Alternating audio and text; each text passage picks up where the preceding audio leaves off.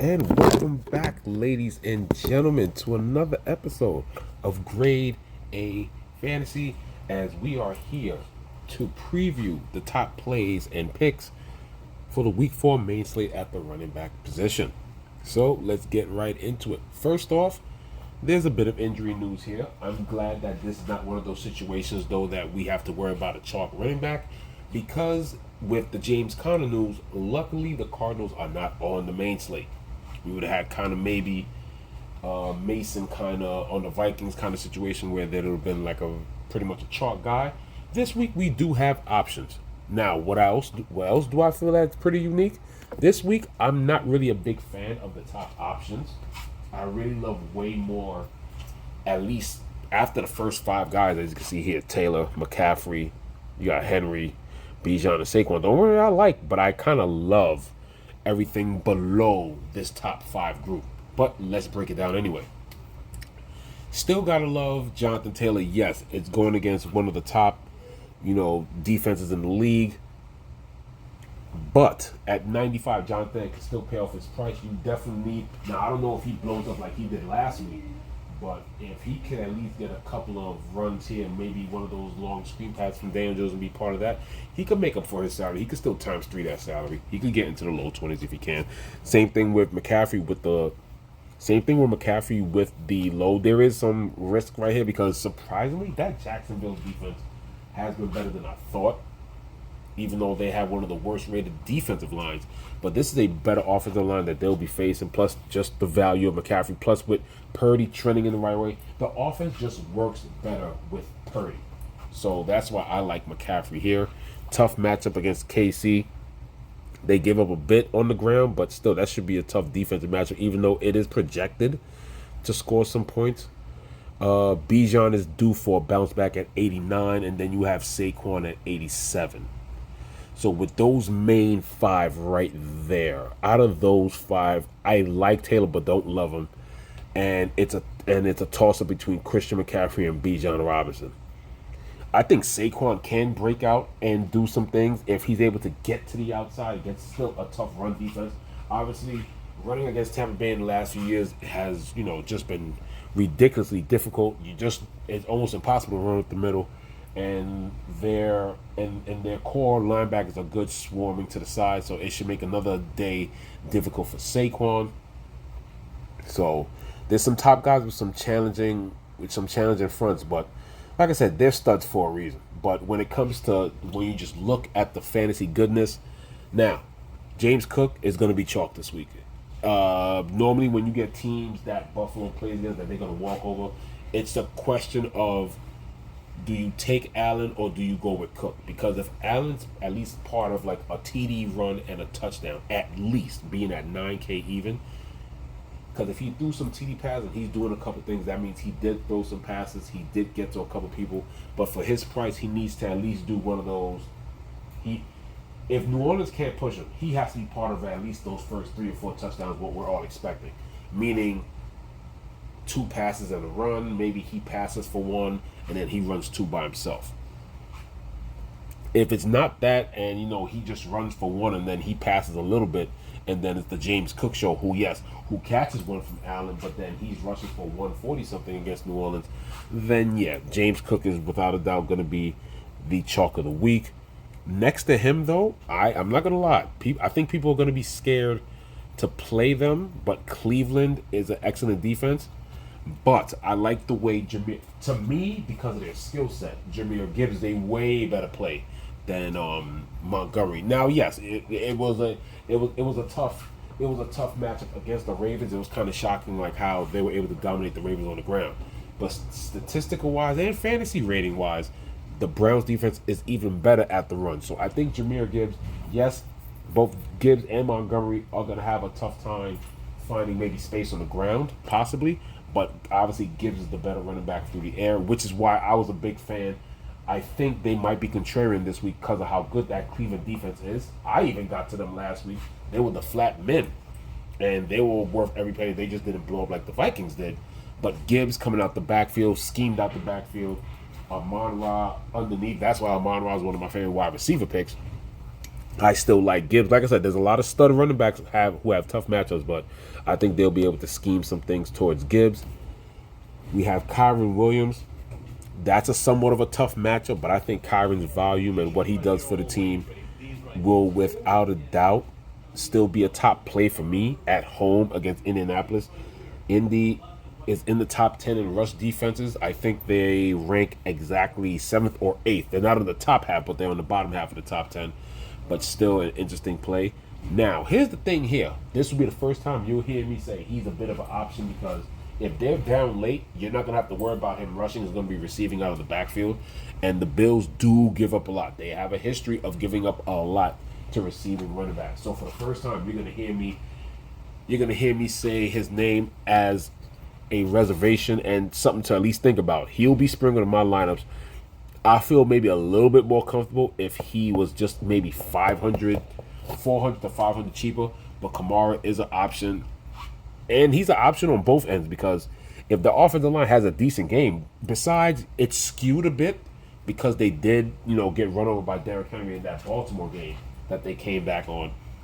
But the Bills have given up the most rush yards so far. It's a big skew because of one game by Derrick Henry, but they're still number one. Alvin Kamara does get the usage, so he's an option this week at 7,500. I do like Amarion Hampton this week. He's going to be probably the second most chalkiest. Giants are the second worst run D behind Buffalo.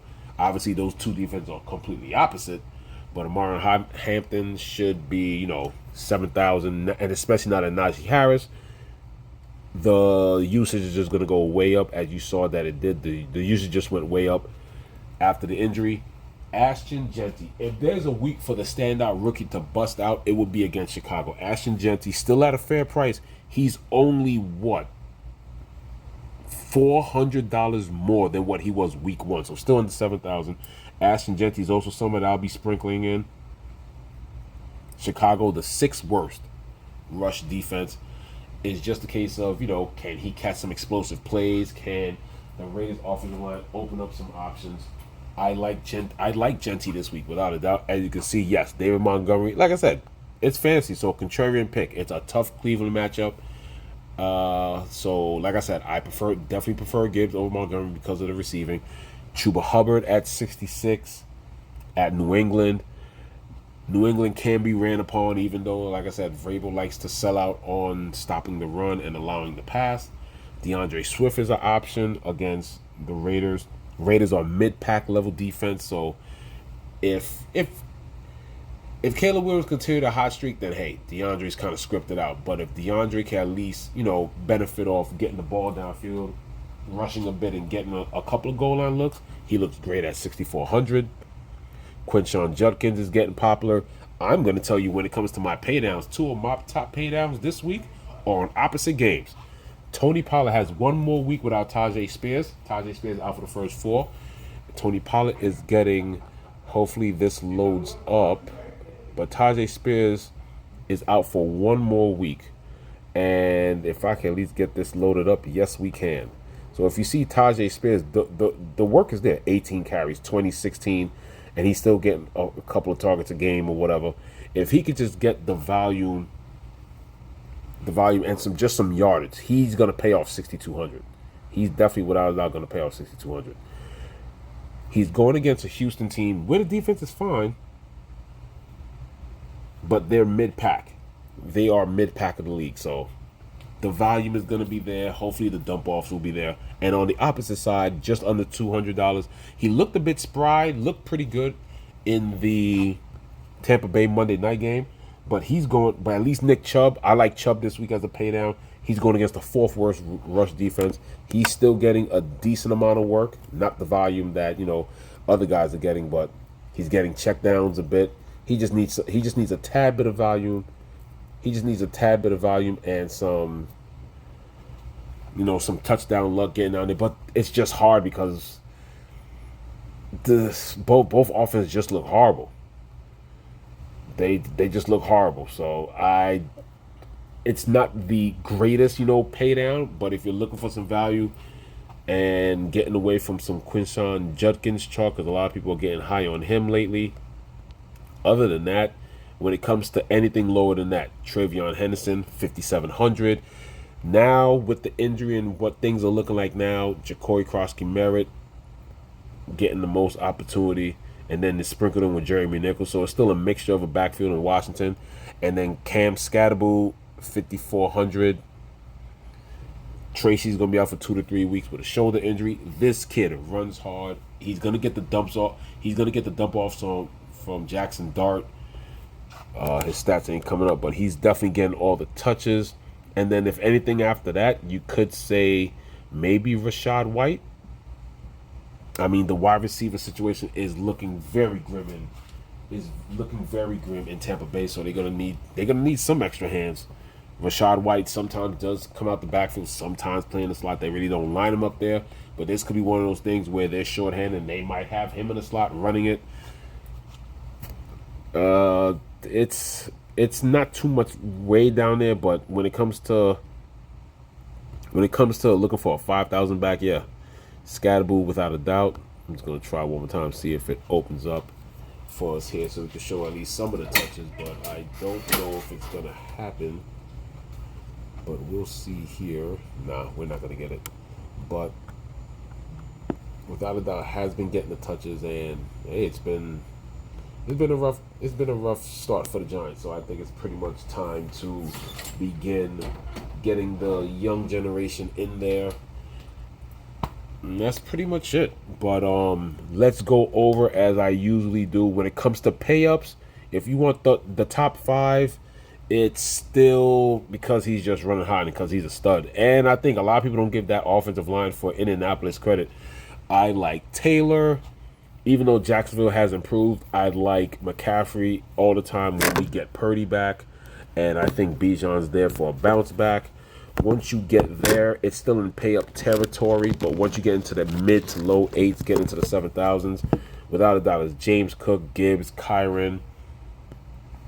A nice thumbs up for Kamara and Omarion Hampton. And as we get to the cheaper options, we could talk Genty, Hubbard, hopefully Swift. I do like Tony Pollard and Nick Chubb.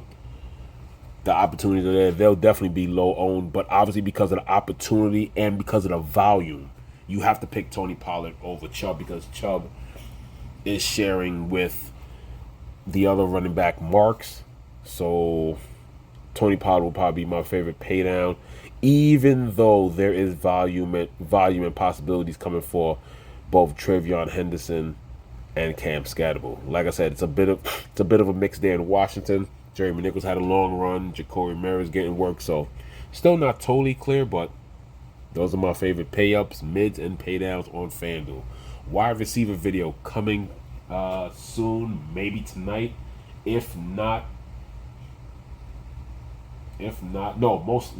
likely that episode will probably come out later.